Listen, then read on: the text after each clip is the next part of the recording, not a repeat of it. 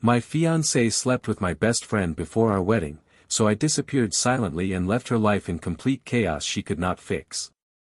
I'm a 28-year-old guy, and until recently, I truly believed I had found the woman I'd spend the rest of my life with. From the moment we met, everything clicked, our conversations, our dreams, the way we laughed at the same dumb jokes. We had been together for over 5 years, and over that time, we built this whole life in our minds, a cozy apartment, vacations planned years in advance, weekend routines, and of course, a wedding that I spent months meticulously planning down to the last flower and linen. I wanted it to be perfect, not just for her, but for everyone who ever believed in us.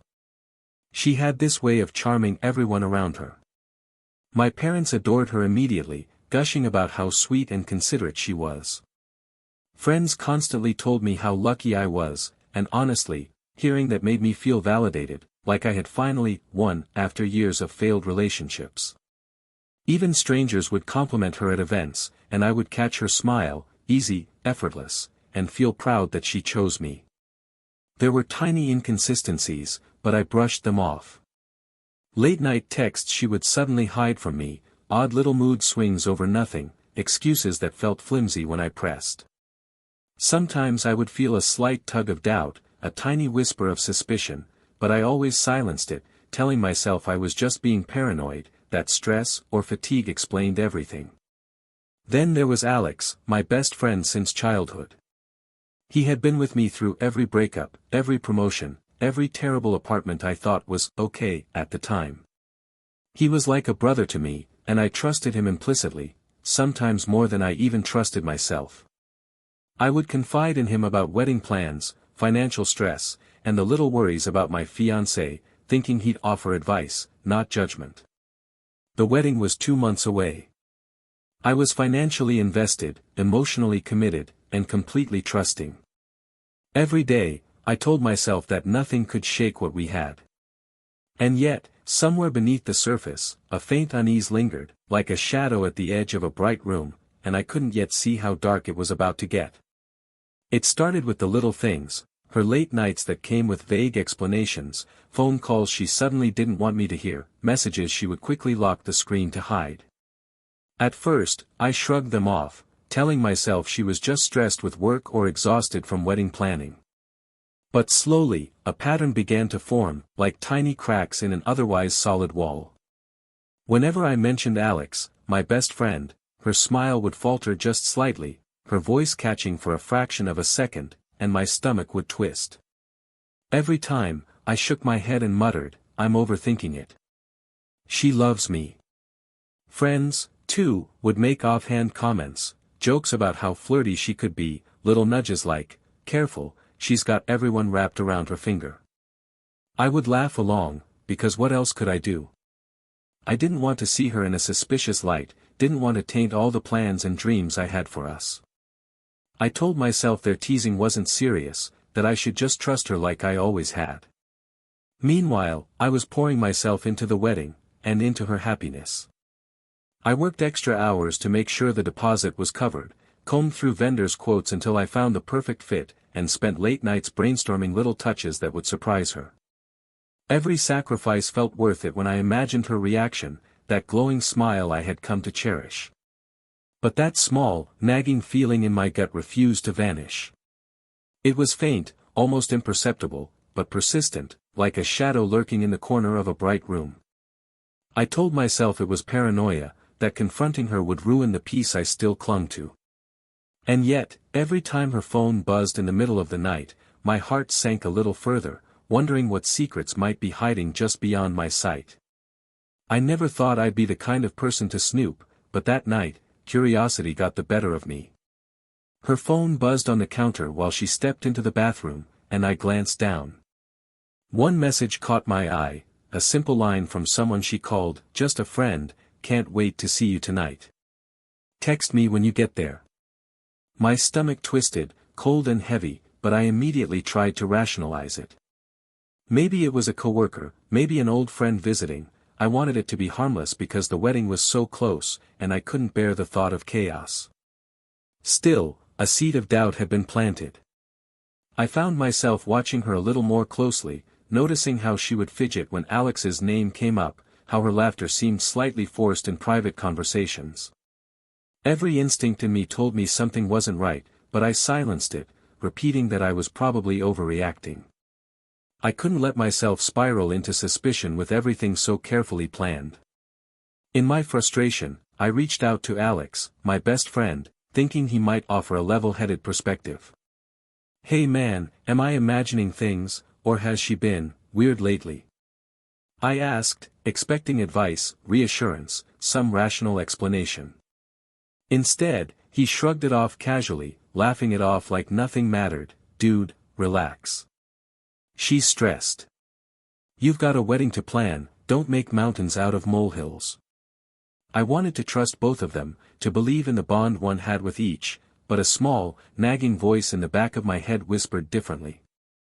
The conflict tore at me from two directions. I wanted to see her as the woman I loved, yet every instinct nudged me to question Alex's comforting words.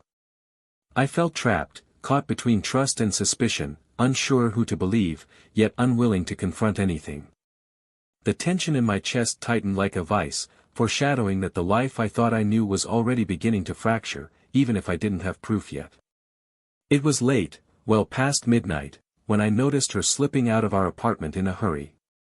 "Just urgent work," she muttered, not looking at me, tossing her coat over her shoulders. Something about the way she moved, too quiet, too precise, made my stomach knot. I debated calling her out, but the words caught in my throat. The wedding was only a month away, and I didn't want to start a fight, not yet. I followed her instinctively, keeping my distance, letting shadows and streetlights guide me. She entered a hotel downtown, a place I never imagined she'd need for work. I crouched behind a parked car, heart hammering, and watched as another figure, familiar, impossibly familiar, joined her in the lobby. It was Alex. I froze, disbelief rooting me to the spot. The lobby lights reflected off glass doors, leaving only fleeting shadows of them together. I struggled to process what I was seeing. These were the two people I trusted most in my life, my fiancée, the woman I was about to marry, and Alex, my lifelong best friend. And here they were, together in a setting that didn't belong to anyone but them. The wedding countdown pressed in my mind like a weight. Every day I delayed confrontation or inquiry added tension, but I also knew I couldn't ignore this. I decided to investigate quietly, not by confronting them, but by watching, collecting the truth piece by piece, hoping I wasn't reading more into shadows than reality.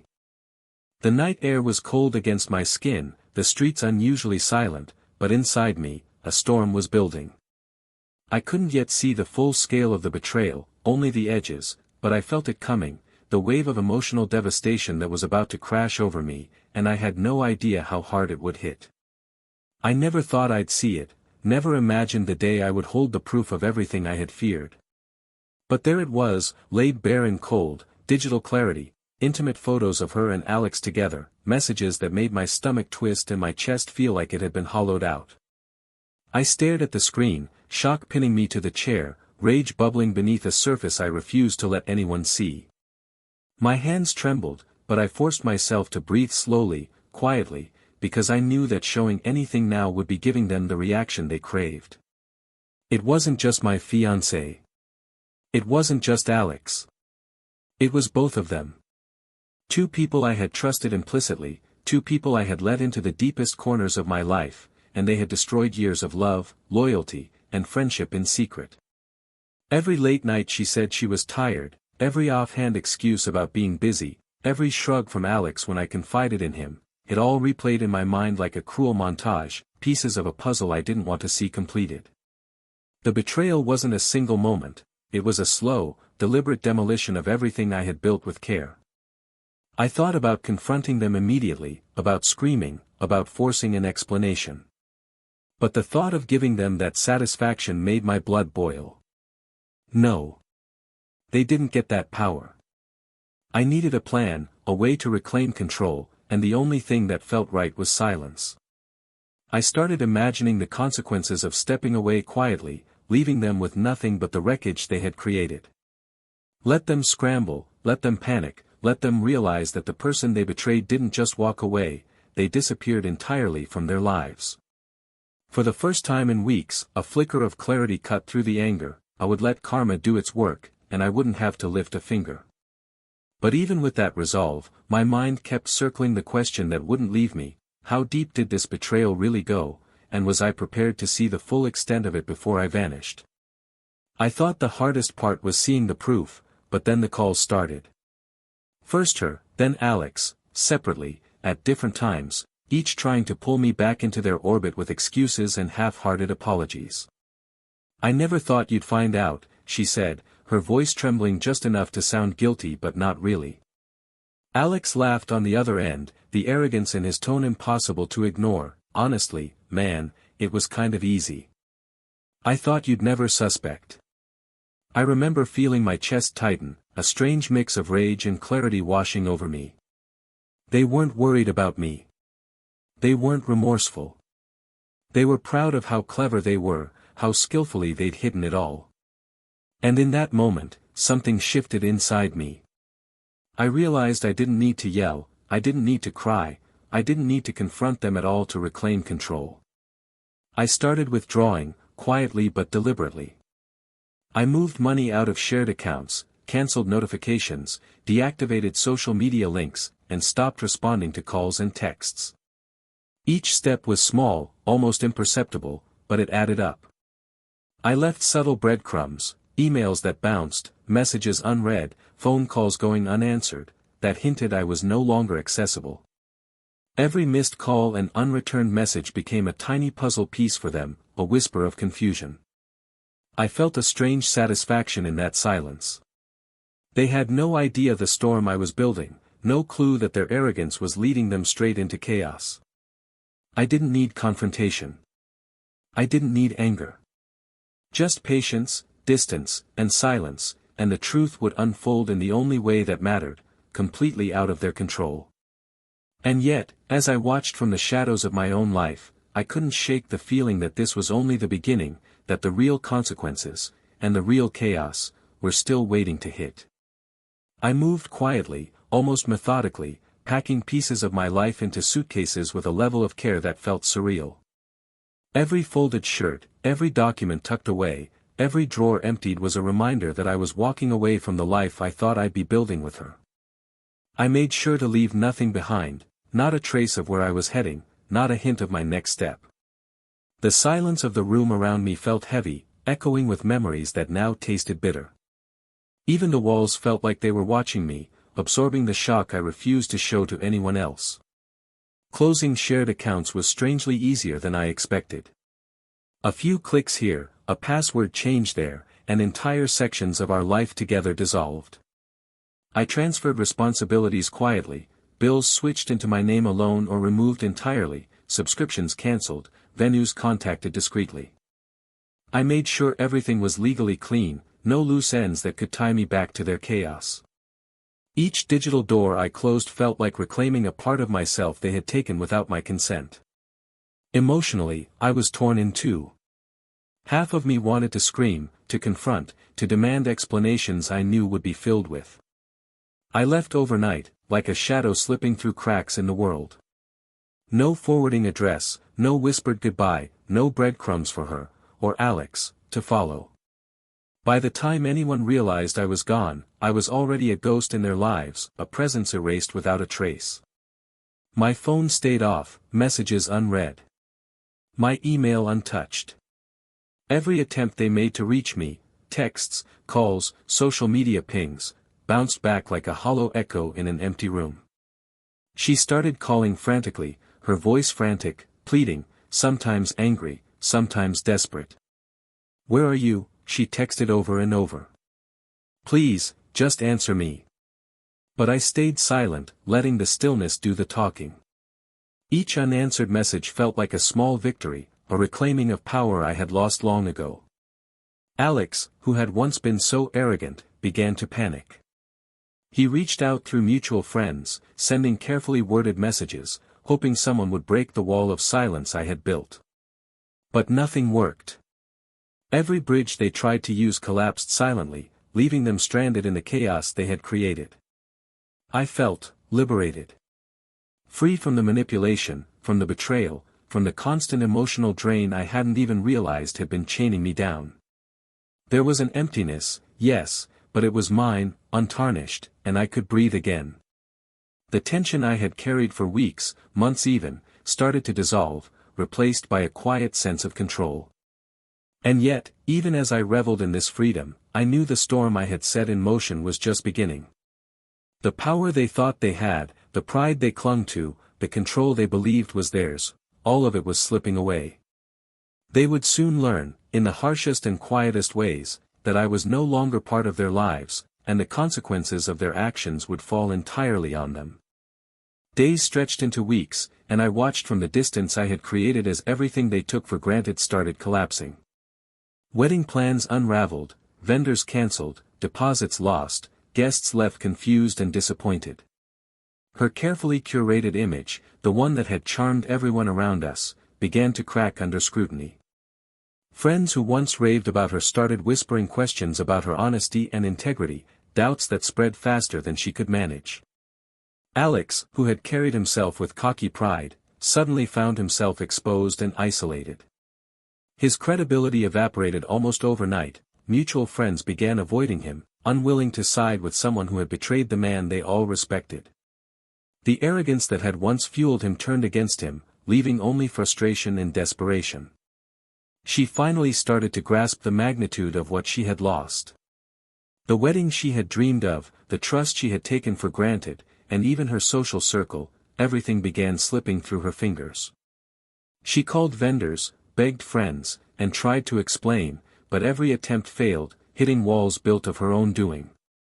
Panic replaced confidence, and the anxiety in her voice became palpable even through second-hand accounts. And as she flailed, Alex's temper flared, redirecting his blame toward her in a futile attempt to regain control. Arguments erupted between them, petty, vicious, and public enough for mutual acquaintances to notice.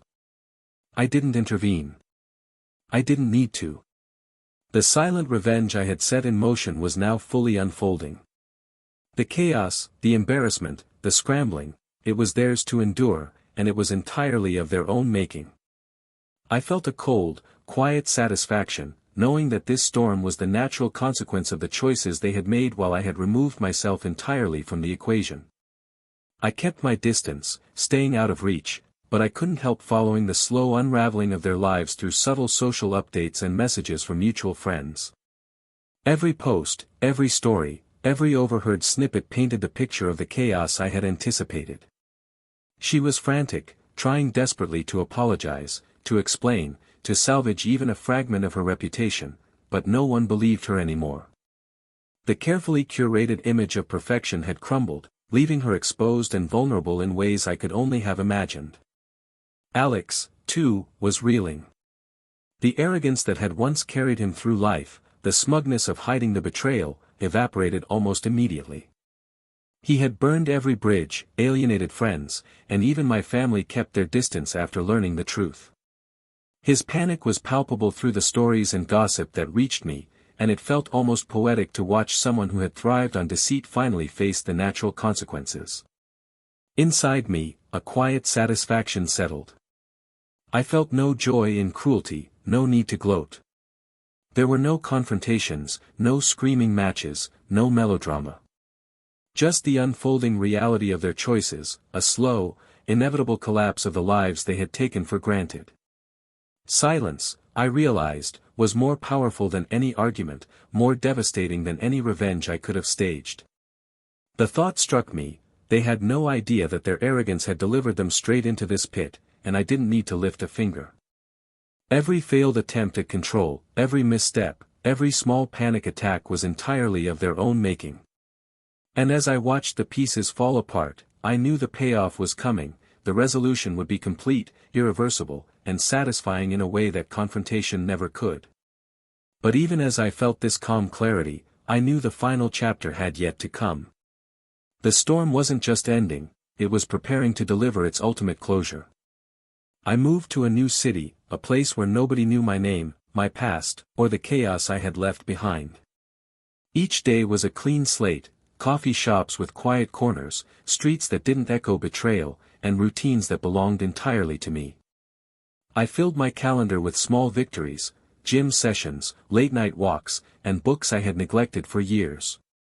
Slowly, almost imperceptibly, I began reclaiming the life they had tried to control and destroy. The weight of constant suspicion and manipulation lifted from my shoulders, replaced by a strange, exhilarating freedom. Financially, socially, and emotionally, I rebuilt everything from scratch. I found work that mattered to me, reconnected with friends who reminded me of what genuine loyalty felt like, and set boundaries that no one could cross.